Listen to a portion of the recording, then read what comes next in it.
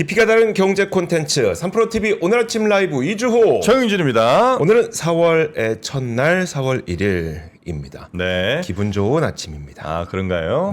네. 미국 시장 올랐죠? 근데 이래야 될 것 같아요. 물론 아직 유가 떨어지지 않았고요. 예. 그다음에 뭐 호르무즈 해협 해결된 거 아니고요. 그다음에 또 뭐 있죠? 전쟁 지속 중이고 해서 너무 설레발치면 안 되긴 하는데 우리 지금까지 보면 제가 보기에는 미국 1% 빠질 때 한국 3% 빠지고 미국 한 2% 빠질 때 한국 한 5% 빠지고 그랬으면 미국이 3% 넘게 올랐으면 우리는 한 6에서 7은 올라야 되는 거 아닙니까? 뭐 논리적으로 그렇다.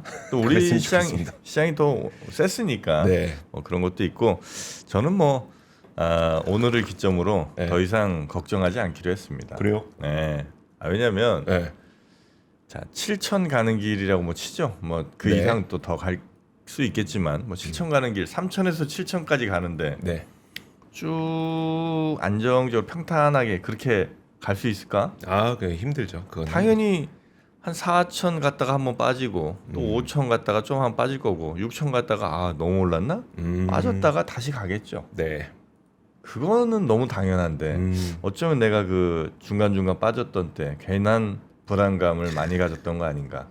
저는 이제 불안해하지 않고 물론 뭐 제일 쌀 때마다 사서 또 제일 비쌀 때마다 조금씩 팔고 하면 뭐 그렇게 아주 신처럼 하면 너무 좋지만 그건 뭐 인간으로서는 불가능한 일인 것 같고 네. 그냥 묵묵히 묻어가기로 했습니다. 묻어두기로 했습니다. 저희는 뭐 이럴 수 있어도 우리 네. 그 권순우 취재팀장과 박병창 이사님은 굉장히 또 냉철하게 뉴스도 전해주시고 시장도 봐주시니까 네. 한번 하나씩 들어보죠. 먼저 그렇습니다. 권순우 취재팀장 모시겠습니다. 어서 오세요. 예, 안녕하세요. 3프로TV 권순우 취재팀장입니다. 네, 반갑습니다. 오늘 정프로님 되게 멋있는데요. 이렇게 여유 있는 듬직한. 네, 맞아, 큰 사람 같았어요. 어제까지 저를 이제 반성하면서 우리 또 일희의 날이라고 아니. 언제 일비했냐는 듯이 그런 참 어리석었다. 이제는 조금 더 현명하게 가겠습니다. 오늘은 현명하셔도 될 것 같습니다. 네. 내일은 또 내일의 장이 있으니까요. 내일 또 미쳐버리죠 내일. 다우존스는 2.49% 상승했고요. 나스닥은 3.83% 상승했고 S&P 500은 2.91% 상승했습니다. 오늘은 그 관련한 전쟁 관련한 뉴스삼에 준비를 안 했는데요. 이제 시장이 약간은 노이즈로 받아들이고 있는 것 같아요. 이게 협상을 앞두고서 굉장히 센 얘기들이 좀 많이 나오고 있습니다. 그 헤그세스 전쟁부 장관이 이제 향후 며칠이 결정적이다. 이란이 합의를 않으면은 더 강도 높은 타격을 할 거다. 뭐 벙커버스터를 쏠 거다. 뭐 이런 얘기들이 있긴 있는데 이거를 일일이 다 지금 설명을 해드리기에는 중요한 뉴스가 훨씬 더 많은 것 같아서 오늘은 이런 전쟁 관련한 얘기들이 미국 시장도 이제 특별하게 반응하고 있는 것 같지는 않고 그래가지고 이 부분들에 대해서는 좀 넘어가겠습니다. 네. 그리고 이제 국제유가는 한 1.46% 하락한 101달러에 마감을 했고요. 그리고 브렌트유 같은 경우는 이제 4.9% 올랐는데 이제 5월 인도분 관련한 얘기들이 좀 있어서 이게 4월 1일이라는 숫자가 은근히 되게 중요합니다. 네. 왜냐하면은 이게 월 넘어가면 월 기준으로 가격 정해지는 것들이 좀 있거든요. 뭐 유류할증료라든지 뭐 이런 것들 그 지난번에 한번 말씀드렸을 건데 유류할증료가 4월에 많이 오를 거다. 네. 그리고 많이 올라가지고 이제 여행 가시는 분들의 부담이 커지면 그게 혹시라도 그 여행 그 예약 시점 잘 못 맞추면 그렇죠. 위약금 네. 문제가 좀 생길 수 있고 위약금 문제 생기면은 거기에 또 소비자들의 불만이 나올 수 있으니 그런 것들도 미리미리 좀 보셔야 될 거다 뭐 이런 얘기들을 좀 전해드렸던 것 같은데 네. 실제로 유류활동 많이 올랐고요. 그리고 대한항공에서도 비상 경영을 선포해 놓은 그런 상황입니다. 첫 번째 뉴스로 가겠습니다.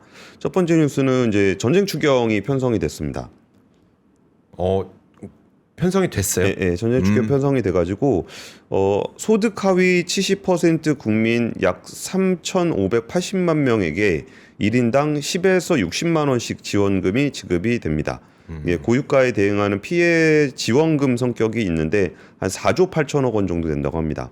지난해 추경 사업 민생회복 소비 쿠폰이 있었는데 그게 한 12조 정도 됐었거든요. 네. 근데 거기에 한 40% 정도 되는 현금이 풀리는 셈입니다. 그래서 전체 추경 규모는 26조 2천억 원 규모고요. 여기 그 경향신문에서 정리한 내용을 봤는데 여기 뭐 인구 감소 지역이라든지 뭐 수도권 비수도권을 좀 나누어서 여기 뭐 차상위 한부모라든지 기초수급자들이 좀 더 좀 많은 그 지원금이 지급이 됩니다. 네. 예전에 그 받아보셨던 것처럼 이거 그 뭐 카드로 받을 수도 있고 뭐 그런 거 있었잖아요. 네. 현금처럼 사용할 수 있는데 이거를 이제 민생회복 소비 쿠폰처럼 신용카드, 체크카드, 지역화폐로 선택할 수 있는데 그 신용카드, 체크카드 등록하면은 거기다 돈 넣어주고 네. 쓰면은 차감되는 그런 방식 있잖아요. 이제 그 방식으로 해서 지급이 되기로 했습니다. 네. 뭐 명칭은 중동 전쟁 위기 극복을 위한 2026년도 추경 이렇게 돼 있고요. 그리고 또 유류비 관련한 보조가 좀 있는데 그 유류비 절감을 위해서 석유 가격 최고제를 도입을 했잖아요. 네. 그래서 여기에 관련한 재원을 한 5조 원 정도를 배정을 했습니다. 근데 여기서 무슨 정유사들 좋으라고 그 뭐 5조 원씩이나 세금을 지원하냐라고 생각하시는 분들이 뭐 없겠지만 네. 혹시라도 있으실 수 있을 것 같아서 말씀을 드리면은 최고 가격제를 시행하거나 지금 정유사들은 이제 기름을 받아다가 기름을 만들어서 팔면은 그 적자입니다. 그러면은 이걸 보조를 안 해주게 되면은 다른 게 아니라 안 돌려요. 네. 그러니까 돌릴 수가 없죠. 돌리는 건 사실은 배임인데 네. 정부가 일부를 좀 보조를 해주면 그걸 가지고 또 돌릴 수가 있기 때문에 이런 보조가 필요한 거고요. 그러니까 네. 시장을 돌리기 위한 자금이라고 보시면 될 것 같아요. 근데 제가 뭐 정확하게 확인을 크로스 체크를 해보진 않았는데 네. 거기에 그 최고가격제 시행으로 보상되는 돈이 거의 뭐 원유 연료비를 준다는 것 같더라고요. 보통 연료비가 있으면 원재료비가 있으면은 정제마진 붙여서 네. 원래 휘발유 가격이 정해지잖아요. 네. 근데 정제마진은 안 준다는 것 같아요. 그래요? 네네. 네, 그랬는데 정유사들 뭐 입이 뭐 대빨 나오긴 했는데 그래도 지금 같은 상황에서 뭐 돈 벌겠다고 뭐 그럴 수 있는 상황은 아니기 때문에 오히려 좀 가동률 좀 높일 수 있게 그러니까 저런 겁니다. 원유가 좀 어디에 있긴 있는데 네. 얘를 사올라 그러면은 되게 비싸요. 그러면 지금 이거 뭐 유조선을 몇째 잡았다가 나중에 유가가 떨어지게 되면은 엄청 큰 손해를 보게 되거든요. 재고 손실, 평가 손실 같은 게 나오겠죠. 예. 그러다 보니까 그 선뜻 매입을 못 하는 거예요. 그래서 일부 그런 부분들을 정부가 좀 지원을 해주는 정책이 있으면은 이거를 잡아올 수 있는 명분이 생기는 겁니다. 네. 그래서 뭐 돈을 벌기보다는 어떤 시장을 돌리기 위한 자금 정도로 보시면 될 것 같고요. 그리고 뭐 득유나 LPG 같은 에너지 바우처들 좀 지원을 하고 시설농가와 인들을 위한 유가연동 보조금 지급됩니다. 그리고 참 이것도 다행이라고 생각이 좀 들었던 게 이번에 그 추경하면서 국채 발행이 없습니다. 그래요? 우리 또 그럼- 반도체가 열일해줬습니다. 세금이 반도체가- 벌써 이렇게 들어왔어요? 네, 세금이 초과세수가 한 25조 정도 들어온 부분들을 올해? 이번 26조 편성 중에 네. 초과세수분이 25조 2천억 원. 그러니까 네. 들어올 것까지 감안하고 하는 건가요? 보통 그렇게 네네. 그래서 와 이게 반도체가 열일해줬다. 그러니까요. 진짜 어려운 상황에서 네. 좀 열일해주고 있다. 지금 뭐 해외에서 기름 사는 것도 다 반도체로 벌어서 그렇죠. 하는 겁니다. 네. 그리고 이재명 대통령이 긴급 재정 경제 명령을 활용할 수 있다라고 좀 무슨 이야기를 얘기지? 했는데. 긴급 재정 명령이? 근데 이 부분들을 이렇게 너무 디테일하게 고민하실 필요는 없어요. 네. 그러니까 무슨 조치를 하려고 뭐 그냥 옛날처럼 뭐 금융실명제 하려고 그러냐 막 이런 고민을 하실 필요 별로 없는 게 제가 청와대에서 들었던 얘기가 네. 예전에 그 자동차 5부제 10부제 얘기도 그 전에 대통령이 했었거든요. 네. 그러니까 그거를 바로 이거를 시행하기에 앞서서 밑밥을 깐다라기보다는 그러니까 미래에 일어날 수 있는 일을 조금 더 이렇게 좀 타이트하게 그 국민들한테 좀 알려줘야 네. 점점 상황이 악화가 돼가지고 그런 일이 생길 때 국민들이 이런 일이 생길 수도 있겠구나라는 거를 조금은 그 미리미리 얘기를 하는 네. 그 이유가 있다고 그러더라고요. 네. 그래가지고 긴급재정명령을 뭐 지금 당장 하겠다라는 것보다 정말 최악의 상황으로 가게 되면은 이런 헌법상 조치도 취할 수 있고 이런 것들도 컨디션시 플랜으로 준비가 돼 있으니 너무 걱정하지 마세요라는 메시지로 좀 읽으면 될 거다. 네. 뭐 이런 얘기를 좀 들었었습니다. 구체적으로 뭐가 있는 건 아니고 그러니까 이런 강력한 것도 우리는 쓸 수 있다 요 정도 느낌이에요. 그렇죠. 그리고 제가 좀 취재를 하다 보면은 여기서 뭐 구체적으로 이렇게 막 기사를 막 텍스트 기사로 써가지고 뭐 그럴 수 있는 정도는 아닌데 정유사 국유화 얘기하는 사람도 있습니다. 그러니까 진짜 최악의 상황이 되면은 네. 그러니까 국유화를 하는 게 뭐 이게 정유사가 뭐 돈 버니까 뺏어라 이런 개념이 아니라 이게 시장 원리에 따라서 안 돌아갈 수가 있어요 정유사가. 네. 그러면은 그럴 때는 차라리 국유화를 시켜가지고 네. 정부가 뭐 돌리긴 돌려야 될 거 아니에요. 그럴 때는 이거는 정유사 내부 사람한테 들었던 얘기입니다. 그러니까 내부의 민간 의사결정으로 불가능한 수준이 될 수도 있으니 네. 정말 최악의 상황의 컨틴전시 플랜으로 국유화도 일시적으로 그러니까 카드로는 가지고 있어야 된다라는 네. 얘기를 하는 거예요. 그때 가서 우왕좌왕하지 말고. 그래서 그런 부분들을 좀 생각해보 그런 맥락이다라고 보시면 될 것 같고요. 일시적으로 국유화한다는 게 뭐예요? 그 임시로 경영을 맡는다는 거예요? 그러니까 의사결정에 개입하는 거죠.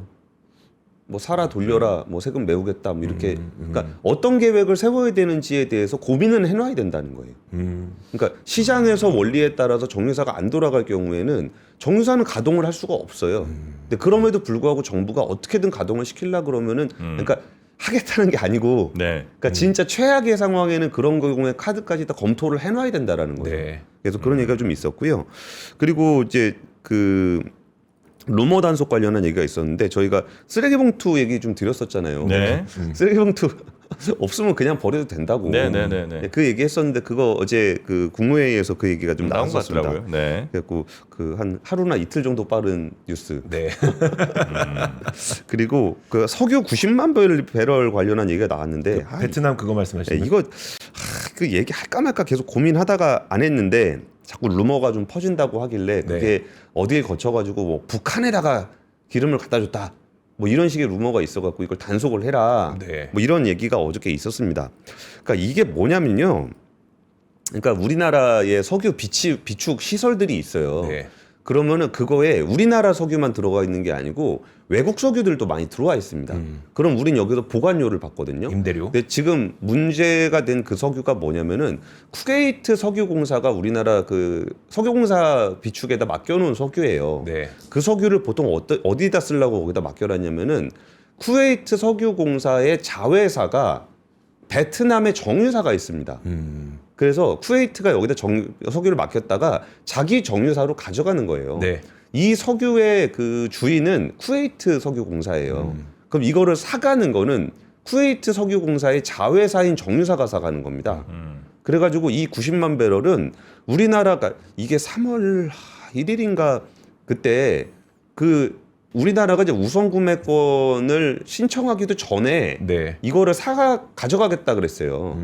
그러면 비축되어 있는 해외의 물량은 우리가 우선 구매권을 신청하면 우리가 쓸 수 있고, 예. 그렇지 않으면 원래 주인이 가져갈 수 있고 이런 방식. 그러니까 원래 주인이 쿠웨이트인데 네. 쿠웨이트가 자기 자회사한테 판 거예요. 네네. 그러니까 뭐 팔았다는 표현도 좀 이상하긴 합니다만 돈 거래는 있었으니까 판 건데 그게 나간 겁니다. 근데 그걸 가지고 왜 우리도 힘든데 저걸 파냐, 뭐 우리가 써야 되는 거 아니냐 이렇게 좀 논란이 있었던 건데 이게요, 이게 좀 그 얘기도 좀 오늘 시간 너무 많이 가지고 가는구나. 이 얘기도 좀 드리고 싶은데 지금 점점 각자 도생의 막 그런 분위기가 연출이 되고 있거든요. 그럴 때 우리도 석유가 없다라는 거는 정말 시급한 얘기인데 여기서 지금 외교 어떻게 갈 것인지에 대해서 고민 많이 해야 됩니다. 네. 그러니까 우리가 없을 때 좀 나눠 줄 거냐 말 거냐를 진짜 진지하게 고민을 해야 돼요. 그리고서 여기서 이제 이 전쟁이 끝나고 나서 관계를 어떻게 가져가냐라는 그 신뢰 자산을 어떻게 가져갈 거냐. 그러니까 우리 쪽에 석유 내뒀다고 해서 우리가 아무것도 못 준다. 이거 우리 거다 그냥 그렇게 해버리면은 이 국제적인 신뢰를 많이 잃을 수가 있어요. 네네. 그래서 그 부분에 대한 얘기를 왜 드리냐면은 실제로 그런 일들이 벌어지고 있는데 이게 호주에서 지금 뭔 얘기를 했냐면 호주가 그 LNG를 우리가 확실하게 공급을 해줄 테니 네. 아시아 지역에서 석유를 좀 줬으면 좋겠다. 그 기름 네, 정제유죠. 정제유. 휘발유. 근데 이 호주가 공급받고 있는 그 정제유의 25%가 한국입니다. 압도적으로 1등이에요. 네. 그러니까 2등이 말레이시아, 3등이 인도, 대만 이런데 한국이 1등이거든요. 지금 우리가 LNG 쇼티지는 가격은 올랐지만 쇼티지는 안 났다고 있다는 게 호주, 미국에서 LNG를 공급받기 때문에 그런 거거든요. 네. 근데 호주는 지금 정제유가 없어요. 근데 우리나라가 여기서 공급을 끊으면 호주가 그거 끊깁니다. 네. 그러면 호주는 바로 반격 들어올 수 있는 거예요. 그럼 우리도 LNG 안 줄래. 그러니까 이런 일이 있을 수 있어가지고 이거 좀 이 얘기를 좀 길게 설명드리는 이유가 90만 배럴 보낸 게 뭐 중국으로 갔네, 뭐 북한으로 갔네, 좀 그런 얘기 좀 하지 말고, 그러니까 되게 전략적으로 고민해야 되는 부분들이 많은 이슈라는 부분들을 좀 강조드리고 싶어서 네. 오늘 이 뉴스를 좀 길게 준비했습니다. 네. 이거 오늘 악권에서 좀 길게 한번 긴급 점검 TF 한번 하시죠. TF 네. 해가지고 한번 다시 한번 저도 뭐 준비하겠습니다. LPG도 어제 점검을 해보니까 네, 중동발 충격에 하여튼 추경을 26조 한다는 거 제일 큰 거고 이제 그게 아마 직접 지원으로 꽤 많이 나가게 될 것 같고요. 그리고 또 하나가 석유 관련된 여러 루머들이 있는데 대체로는 사실이 아닌 경우가 좀 많고 아니면 오해하는 경우들이 좀 많다. 네, 요 정도 이해하고 넘어가겠습니다.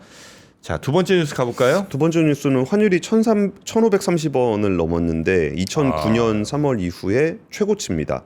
그 전에 최고치가 1,549원이었거든요. 네. 그러니까 뭐 그 글로벌 금융위기 수준에 거의 근접해 있는 그런 상황이라고 보시면 될 것 같고요. 그럼 이게 왜 이제 환율이 이렇게 많이 움직였나에서는 우리나라 환율은 그냥 단순하게 생각해 보시면은 경상수지가 이렇게 들어오는 게 있고 이거를 경상수지 흑자가 들어오면 그거를 이제 해외 투자로 해서 내보내는 게 있습니다.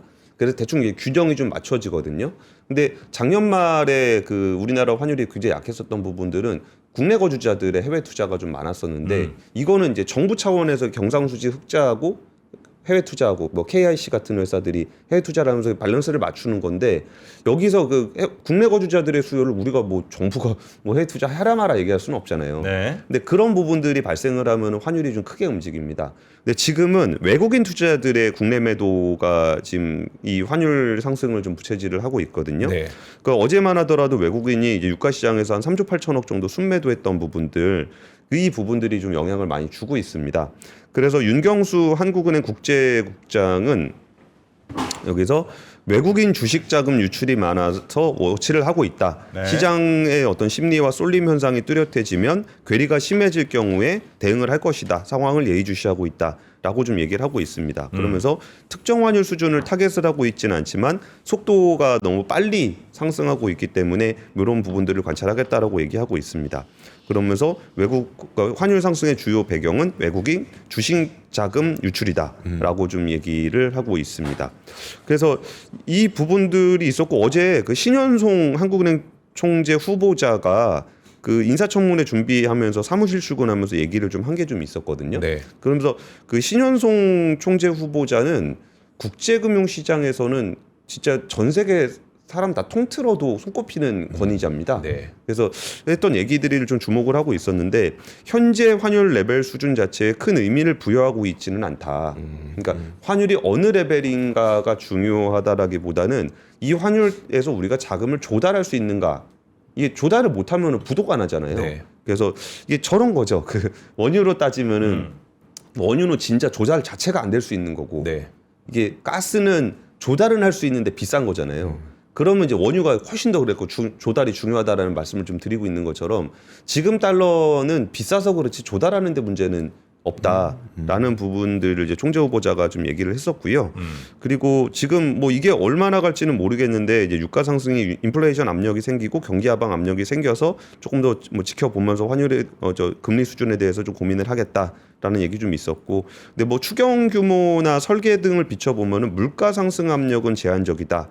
라고 이야기를 했습니다. 그리고 뭐 당신은 매파입니까 비둘기파입니까 그랬더니 뭐 그거는 뭐 그렇게 그냥 그때 봐서 하는 거지 무슨 매파 비둘기파가 어딨냐 뭐 이런 네. 얘기도 했었고요. 물가 상승 압력이 별로 없다고요? 추경에 따른 추경에 따른 추경 규모나 설계 등에 비춰봐서는 물가 상승 압력은 제한적이라고 본다라고 얘기를 했습니다. 그래요. 물론 중동 상황에 따른 물가 상승은 당연히 걱정을 해야 되는 부분이 입니다. 네네네. 뭐 환율이나 뭐 이런 것 여러 가지 것들이 워낙 좀 불리하게 돌아가는 것 같아서 생각을 했는데 하여튼 추경에 의한 물가 상승 압력은 한계가 있다, 높지 않다. 그 정도로 이야기를 했다는 거죠. 네. 뭐 환율이 근데 그렇게 걱정할 수준이 아니라는 거예요. 이해가 이제 또 그쪽에서 쓰는 단어랑 우리가 쓰는 단어랑 좀 다를 수도 있어서 환율이 엄청 높은 것 같은 느낌이고 체감상으로는 와 이거 높죠. 이거 굉장히 위기 정도 아닌가 하는 걱정을 좀 하는데 근데 지금은 위기 상황이 맞습니다. 그건 맞아요? 위기 상황이 맞으니까 환율이 이렇게 높은 거고 네. 위기 상황이 맞으니까 추경도 하고 우리가 이렇게 긴급하게 뉴스 보도도 하고 뭐 그러고 있는 거잖아요. 근데 이게 위기 상황이어도 그러면은 위기 상황이라 그래가지고 이제 모든 카드를 다 꺼내다 쓸 수는 없는 거잖아요. 그리고 그런다고 해서 될 문제도 아니고.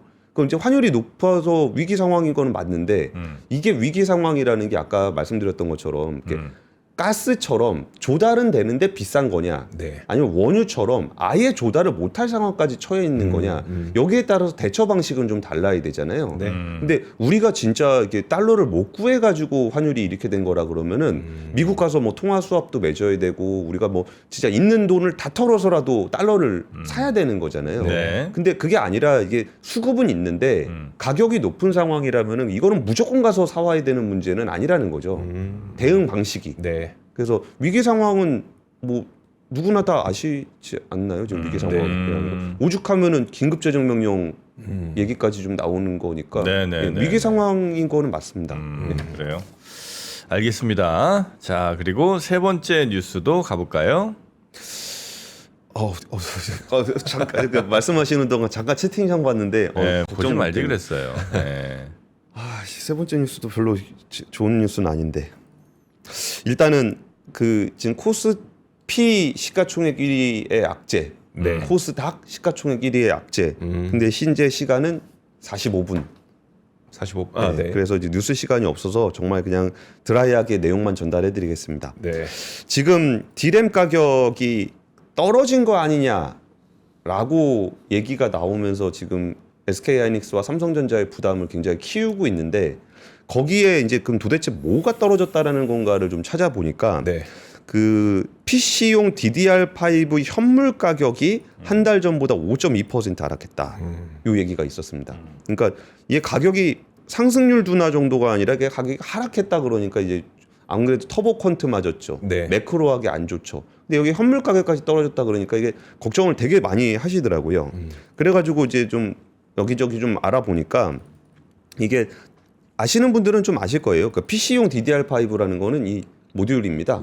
꽂아서 쓰는 그 모듈인데 그걸 현물 시장에서 판매하고 있는 것은 이쪽 그 세트 쪽에 영향을 좀 많이 받고요. 그리고 개인 소비에 영향을 받고 이게 현물 가격이 너무 높으면 개인들이나 소매에서 안 사잖아요. 그래서 좀 가격이 좀 떨어졌다라는 거고 전문가들의 평가는 지금 이 메모리 가격 상승을 주도하고 있는 거는 데이터 센터입니다.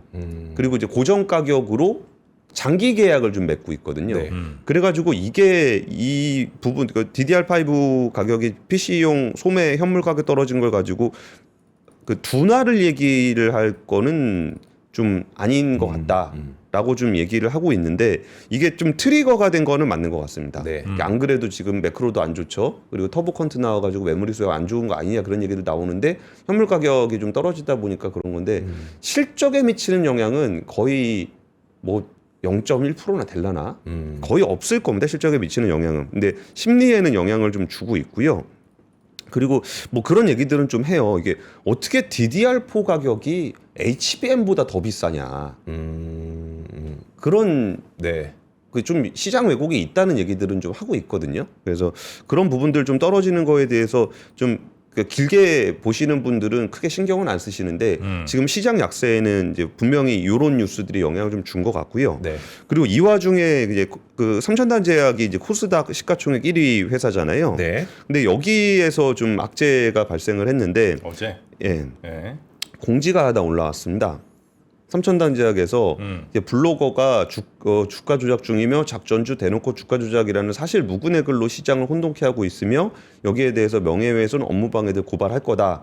그리고 애널리스트가 제네릭 등록을 위해서 추가 임상을 해야 되는 그 근거를 기부한 것에 대해서 강력하게 항의를 하고 뭐 확인하지 않을 경우에 법적 조치를 취할 거다. 뭐 이런 얘기들이 좀 있었습니다. 네. 근데 삼천단제약은 최근에 그 주주총회를 전후해가지고 그 좀 큰 뉴스들을 많이 발표를 했어요. 그래서 여기서 그 뭐 계약금의 규모가 너무 작은 거 보면은 거기에 대한 그 계약의 확실성이 좀 떨어지는 거 아니냐라는 우려들이 좀 있었습니다. 네. 그래서 이 우려가 있는 상황에서 이런 얘기들이 좀 나오다 보니까 주가가 이제 하한가를 기록을 좀 했었고요. 그리고 그 중간에 또 이제 전인석 삼천당제약 대표가 이제 지분 한 2,500억 원 정도를 매도를 하겠다라는 것들을 공시를 하면서 네. 야 그러면은 이게 전형적인 수법 아니냐 이거 해서 주가 올린 다음에 거기서 대주주 매도하고 뭐 이런 수법 아니냐 이런 식의 그 우려가 있는 상황에서 네. 이런 이제 블로그 글들이 트리거가 돼가지고 주가가 어제 하한가를 기록을 했다. 뭐 그 부분들은 이제 코스닥 시가총액 1위, 코스피 시가총액 1위의 양쪽에 이제 좀 악재가 발생을 하면서 네. 안 그래도 좀 투자 심리가 안 좋은 상황에서 더 약세로 가는 모습을 좀 보였습니다. 네. 네, 어제 삼천당 그다음에 또 반도체 회사들이 굉장히 좀 안 좋긴 했는데 특히 삼천당은 최근에 이제 진짜 많이 올랐죠. 정말 많이 올랐죠. 몇 배 올랐는지 기억도 안 나는데 하여튼 정말 많이 올랐는데 그 삼천당이 어제는 이제 하한가를 기록했고 오늘 시장은 어떨지는 한번 좀 이따 봐야 되겠죠. 자, 하여튼 삼천당 또 삼성전자, SK하이닉스 각 코스피, 코스닥 최상위주들의 어제 좀 악재에 대한 뉴스까지 전해드렸습니다. 자, 오늘 댓글창 무섭네요. 네, 욕 많이 먹으시는데 저 파스타도 좀 드세요. 네, 이왕 뭐 먹는 거 좀 이거 먹는 거. 속이라도 좀 차는 게 낫지 뭐. 자, 우리 파스타는 요게 이제 잔슨빌에서 예. 잔슨빌이 이제 소세지 뭐 전 세계 뭐 가장 맛있는 소세지 그렇죠. 브랜드 네. 아니겠습니까? 여기서 이제 파스타가 그냥 좀 먹다 보면 이 면만 먹어서 조금 아쉽다는 느낌이 들 때가 있는데 뭔가 씹히는 게 있어야죠. 예, 그때 이제 잔슨빌 소세지 저는 이제 이미 다 먹어버려 갖고 아, 그래요? 예, 먹을 게 없는데 중간중간 좀 먹느라고 소세지가 아주 맛있네요. 네. 소세지 맛있네요. 소세지 맛있죠? 욕 먹는 것보다 훨씬 맛있는 것 같아요. 네. 와. 그래. 아유 소세지 드세요. 그게 낫지. 오. 네. 저는 소세지 지금 처음 먹어봤는데 보통 되게 짜잖아요. 네. 많이 안 짜요. 그렇죠. 그래서 좋아요. 많이 안 짜고 식감이 굉장히 좋습니다. 그 면만 먹으면 심심해. 맞아요. 네. 특히 소세지가 그냥 요 편의점에 사 먹는 그런 소세지랑 또 차원이 좀 다르다. 다르네요. 향도 뭔가 다른데요? 네. 그냥 싸구려 소세지가 갖고 있는 향이 아니에요. 네. 고급 소세지가 갖고 있는 향이네요. 이건 뭐 괜히 이상한 거 저상한 거 안 섞고 100% 돼지고기로 만든 잔슨빌의 고급 소세지가 통으로 들어가 있고요. 네. 파스타가 총 3가지입니다. 토마토 파스타, 크림 파스타, 오일 파스타, 트러플 풍기 오일 파스타, 그리고 트러플 크림 파스타, 또 토마토 파스타 이렇게 3가지인데 네. 뭐 대표 선수들이죠. 제가 보니까 제 거가 트러플 풍기 파스타인 것 같습니다. 크림 아니고 그러네. 토마토 아니니까. 이거 한번 먹어볼게요. 저는 토마토. 토마토예요? 응. 나도 토마토를 주던데. 풍기 맛있겠다잉. 트러플 네, 다 먹었다. 다 먹었어? 이주호 기자 되게 대식가예요. 냄새만 한번 맡아봤어요.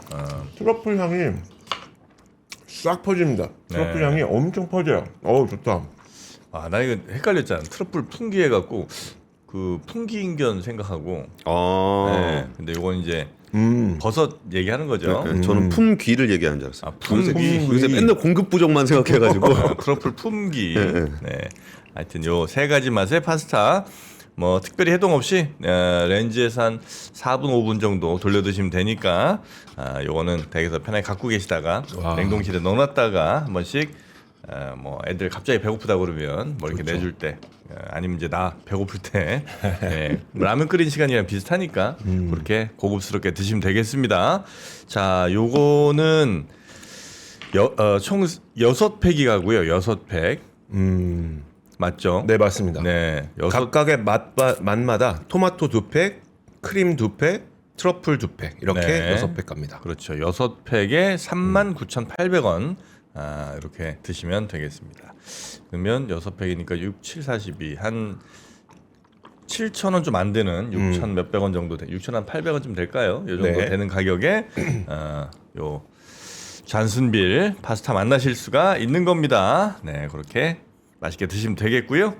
자, 그리고 요 간절기에 이 봄 이게 막 겨울에 쭉 넘어간 요 시기에 이제 제일 필요한 게 또 카디건 아니겠어요? 카디건이죠. 네, 네. 입었네요, 회색. 네. 네, 그리고 우리 권 팀장님도 네이비 네이비 입으시고요. 입으셨고, 네. 저는 이게 이제 블랙이죠? 네, 블랙 맞죠? 네, 이렇게. 아, 이것도 네이비 같긴 한데. 네, 천이 살짝 이렇게 들어보면 뒤에가 살짝 비치는 정도로 예, 좀 얇은 천입니다. 시스루? 그러니까 시스루까지는 아니고 네, 그렇게 야한 느낌 아니고 네, 살짝 비치는 정도로 입으시면 좀 가볍게 입으시는 거죠. 네. 모양 스타일링에 더 좀 초점을 둔 뭐 따뜻하고 이런 거보다는 그냥 면티나 아니면 뭐 난방 하나 입기는 조금 아쉬울 때 네. 이런 이제 카디건 하나 거쳐 주는 거죠. 센스가 그러면 넘쳐나죠. 네. 넘쳐납니다.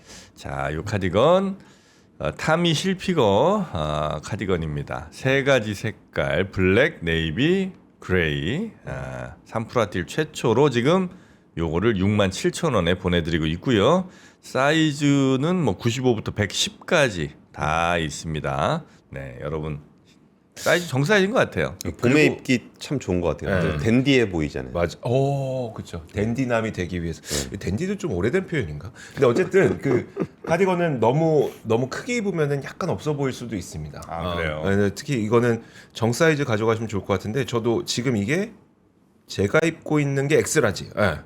저 원래 엑스라지 입거든요. 딱 그 정도 입으시면 될 것 같아요. 네. 크게 입으시면 조금 약간 펑퍼짐해 보일 것 같긴 합니다. 끝 소매 부분이 이제 뭐 시볼이라 그러나 네, 근데 네. 이게 아주 예, 마무리가 또 깔끔하게 돼 있어 갖고 예, 입기에 아주 편하실 것 같고요. 전 타미 디자인 참 좋더라고요. 아, 그래요? 저 소개 입은 것도 타미잖아요. 그 탐이에요? 그러네. 탐앤탐스. 타미앤 타미스. 네, 그렇게 필요하신 분들은 영상에 있는 링크 혹은 뭐 이 댓글에 지금 있는 실시간 댓글에 링크 따라가시면 바로 만나실 수가 있습니다. 네. 야, 요 탐이 요 카디건도 67,000원이면 오늘은 67,000원으로 다 그냥 합의를 본 것 같습니다. 네. 네. 자, 하여튼 올드머니룩. 원래 좀 사는 집 애들 느낌.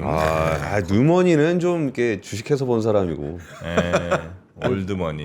그냥 할아버지가 지금 조금 용돈 좀 주셔가지고 그 빌딩 운영하고 있는 거 네, 그런 네. 패션. 올드머니로. 올드머니. 할아버지 저 주유소 하시고. 네, 그럼 뭐 엄청 부잣집이었죠. 네, 집에 연못 있고 네, 그런 느낌으로 하시면 되겠습니다. 삼원가든에서 저녁 먹고. 자, 그러면 오늘 필요하신 분들은 이렇게 링크 들어가시면 되겠고요. 권 팀장님 보내드리고 바로 박병창 이사님과 함께 오늘 반가운 시장 이야기 빨리 시장 만나고 싶습니다. 그러시죠. 네, 바로 이어가겠습니다. 권 팀장님 고맙습니다. 고맙습니다. 네, 감사합니다.